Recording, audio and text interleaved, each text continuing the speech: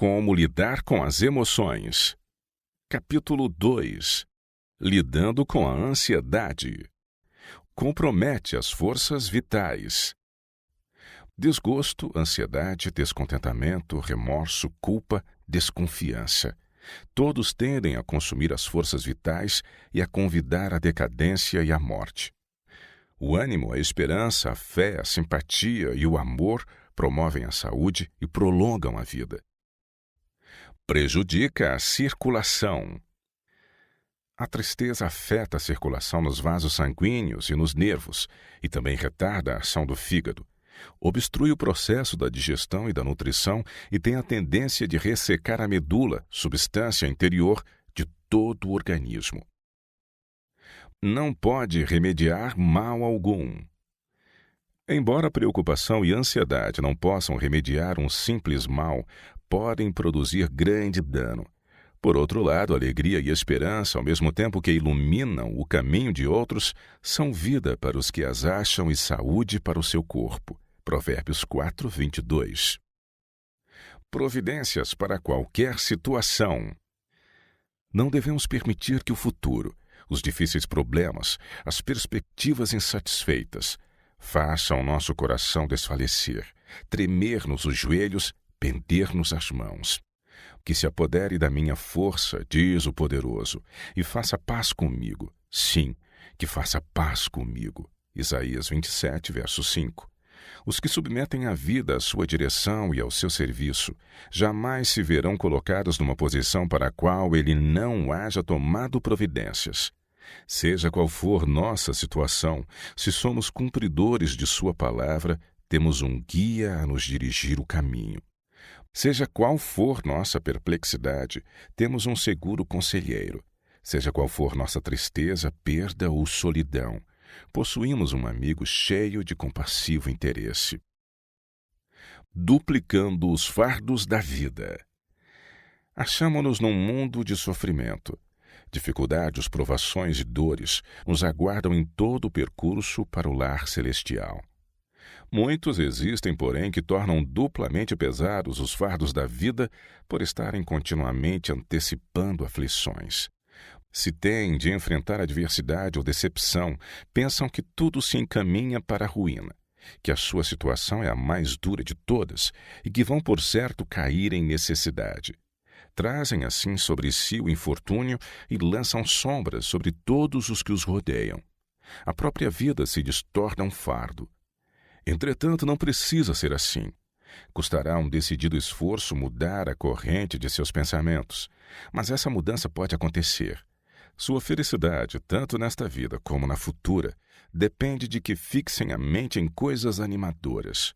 Desviem-se eles do sombrio quadro que é imaginário, voltando-se para os benefícios que Deus lhes tem espargido na estrada, e para além destes, aos invisíveis e eternos. Esmagados pelo desânimo.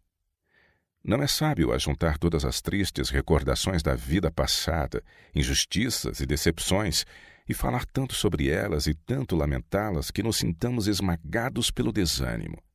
Uma pessoa desalentada acha-se rodeada de trevas, excluindo a luz de Deus de si própria e lançando sombras sobre o caminho dos outros. Falar mais de bênçãos. É grande para conosco a bondosa misericórdia do Senhor. Ele jamais deixará nem desamparará os que nele confiam. Se pensássemos e falássemos menos em nossas provas e mais na misericórdia e bondade de Deus, sentir-nos-íamos erguidos acima de boa parte de nossas sombras e perplexidades.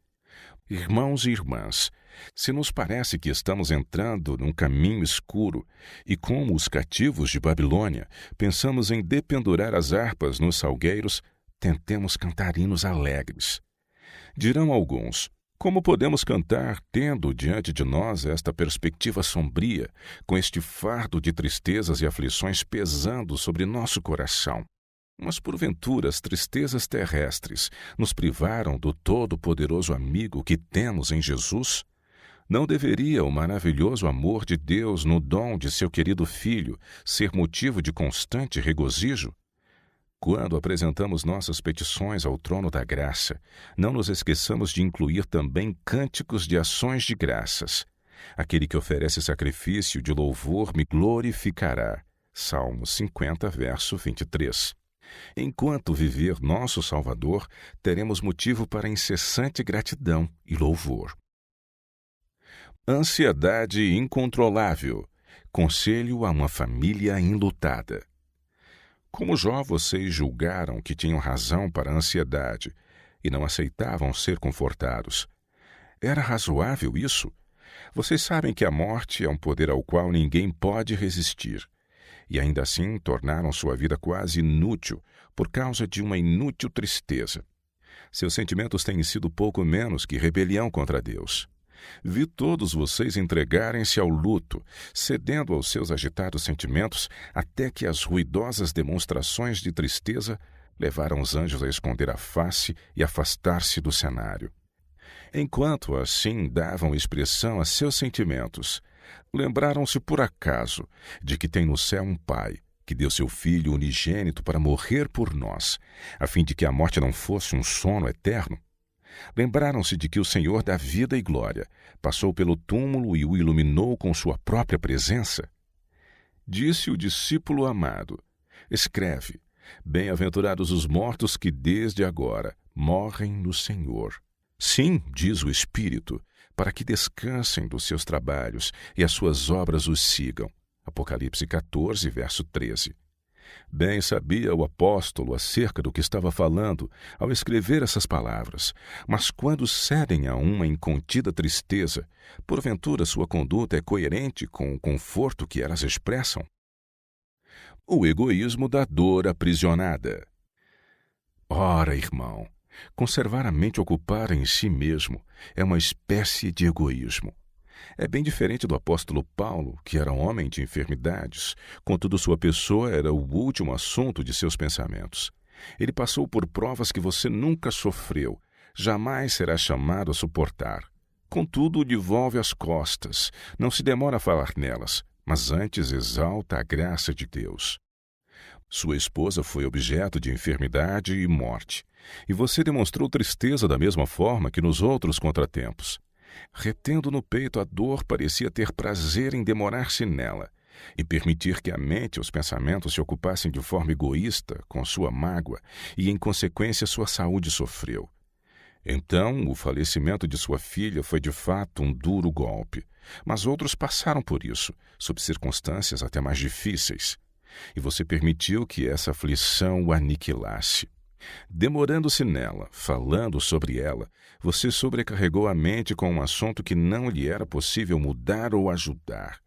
Foi um pecado agarrar-se a essas aflições como você fez. Sei do que estou falando.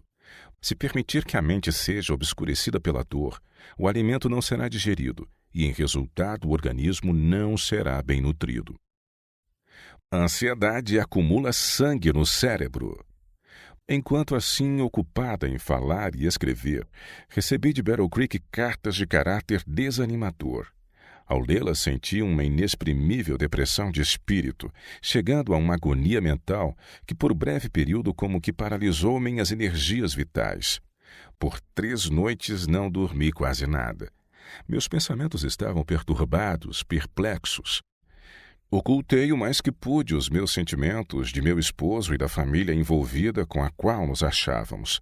Ninguém sabia da minha labuta ou fardo mental ao unir-me com a família no culto matinal e vespertino, procurando depor meu fardo sobre o grande portador de fardos.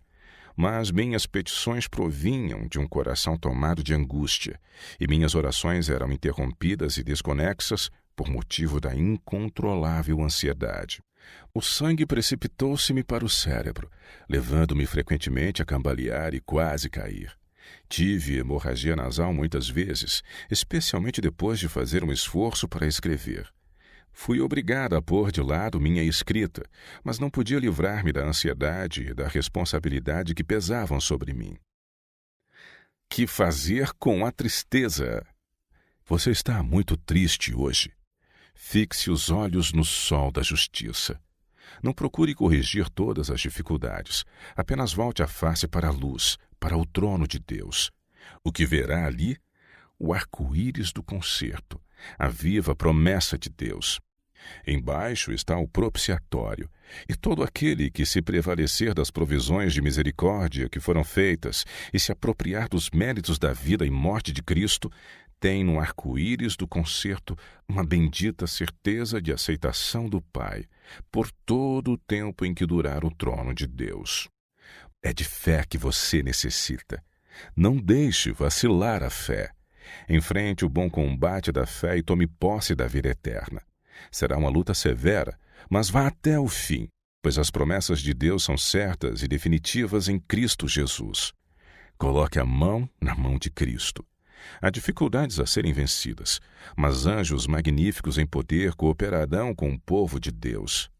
Olhe para Sião, apresse os passos para a cidade das comemorações. Uma coroa gloriosa e vestes tecidas no tear do céu aguardam o vencedor. Embora Satanás lance sua infernal sombra em seu caminho e procure ocultar de sua visão a escada maravilhosa que se estende desde a terra até o trono de Deus, pela qual sobem e descem os anjos, que são espíritos ministradores aos que hão de herdar a salvação, ainda assim apresse o avançar para o alto, firmando os pés sobre um degrau após outro, rumo ao trono do infinito. Simpatizantes nem sempre são amigos.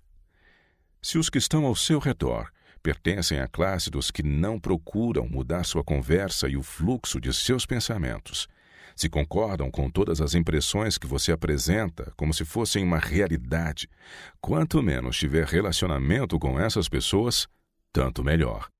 Estão demonstrando que não são seus amigos, mas seus piores inimigos. O Senhor quer que você seja alegre. Você já sepultou seus amigos queridos da mesma forma que eu. Entretanto, não ouso perguntar, por que o Senhor me lançou na fornalha?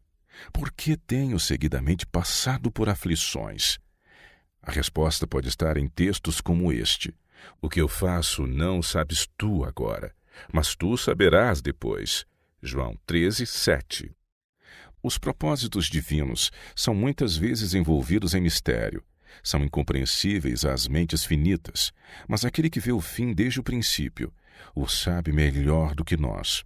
O que precisamos é purificar-nos de todo o mundanismo, aperfeiçoar o caráter cristão a fim de que as vestes da justiça de Cristo nos sejam dadas. Trabalhar em favor de outros. O apóstolo perdeu de vista os sofrimentos que se aproximavam em sua solicitude por aqueles a quem ele estava para deixar a lutar com preconceitos, ódio e perseguição. Estava empenhado em fortalecer e animar os poucos cristãos que o acompanhavam até o lugar da execução, repetindo as promessas dadas aos perseguidos por causa da justiça. Assegurou-lhes que coisa nenhuma falharia de tudo que o Senhor falara acerca de seus filhos fiéis e provados. Por um pouco de tempo poderiam estar em tristeza, recuados por muitas tentações. Poderiam ser destituídos do conforto terrestre. Podiam, porém, animar o coração com a certeza da fidelidade de Deus, dizendo: sei em quem tenho crido, e estou certo de que é poderoso para guardar o meu depósito. 2 Timóteo 1, verso 12. Logo acabaria a noite de prova e sofrimento, e então raiariam a risonha manhã de paz e o dia perfeito. Os melhores consoladores. Os que têm suportado as maiores tristezas são frequentemente os que levam aos outros o maior conforto, introduzindo a luz do sol aonde quer que vão. Esses foram purificados e enternecidos por suas aflições. Não perderam a confiança em Deus quando assaltados pelas dificuldades, mas se apegaram mais intimamente ao seu protetor amor. Esses são uma viva prova do terno cuidado de Deus, que faz as trevas assim como a luz e nos disciplina para o nosso bem. Cristo é a luz do mundo. Nele não há trevas. Preciosa luz. Vivamos nessa luz. Digamos adeus à tristeza e descontentamento. Regozijai-vos sempre no Senhor. Outra vez digo, regozijai-vos. Filipenses 4, verso 4. Solução para a ansiedade. Deus providenciou um bálsamo para cada ferida. Há um bálsamo em Gileade. Há ali um médico. Por que não estudar agora como nunca antes as Escrituras? Busque do Senhor sabedoria em toda emergência.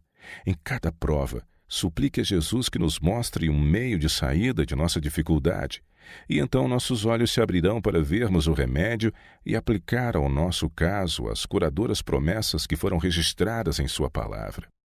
Desse modo, o inimigo não encontrará lugar para nos levar a lamentações e descrença, mas, ao contrário, teremos fé, esperança e ânimo no Senhor.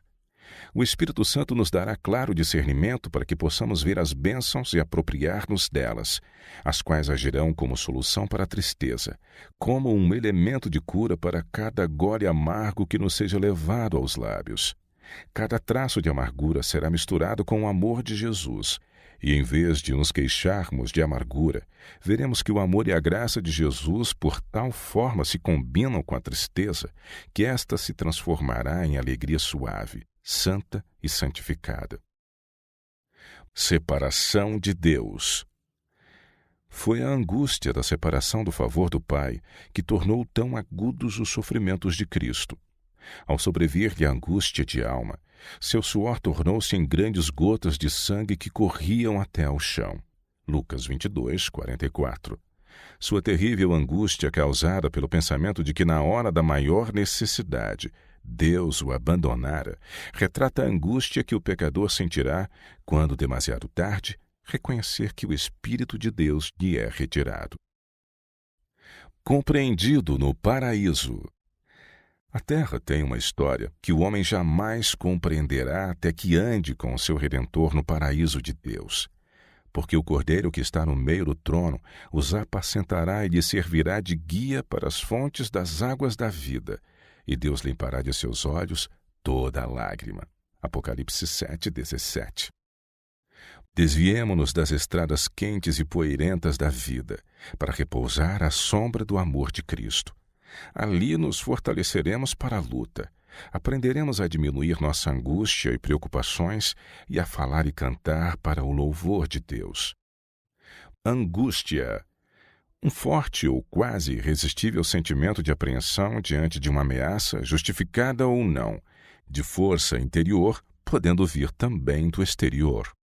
Se você está aprendendo com esse conteúdo, acesse esse QR Code com a câmera do seu celular para mais conteúdo bíblico.